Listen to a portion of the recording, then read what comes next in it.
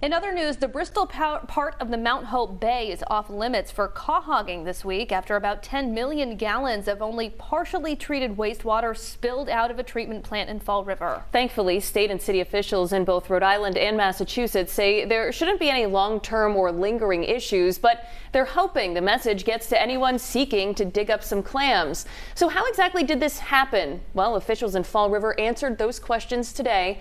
12 News reporter Sheena Losciuto is in the city with more on what's being done to prevent it from happening again. Sheena? Well, it was pretty nasty out over the weekend. Saturday into Sunday, we saw quite a bit of rain. During that period, officials say a breaker tripped, and unfortunately, it took a few hours to fix that. An unexpected emergency. That's how officials in Fall River are describing what happened at the wastewater treatment plant in the city, spilling millions of gallons of untreated sewer into our local waters. We estimate that about 10 million gallons of combined sewer and stormwater was discharged into the Mount Hope Bay area that was partially treated or untreated. Fall River's administrator of community utilities says a circuit breaker at the plant tripped, causing an overflow. The problem was identified at 2 a.m. Sunday morning, and by 7:30 it was fixed.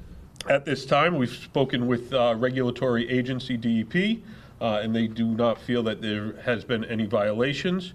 We did all the proper notification through our public CSO notification process. CSO stands for Combined Sewer Overflow. The Rhode Island DEM is part of that notification process and quickly put out a warning. As a precaution, quahogging in the Bristol portion of Mount Hope Bay near Roger Williams University is off limits until next Sunday. They'll test a few times to make sure by then it's safe.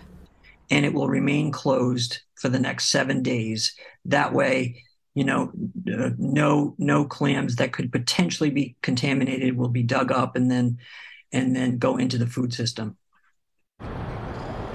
10 million gallons. We asked what took so long. There was about 5 hours between when this was first reported and when it was fixed. We were told by officials it's a very specific and large breaker, so it really takes a very skilled electrician to fix that.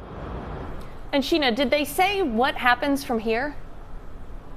Well, the city says they're actually not really required to do anything else from here because, as they heard from state officials, no really rules were broken. It was really just an unfortunate accident. However, just to be safe, the city says they're hiring a private company to come check out that breaker and make sure this doesn't happen again.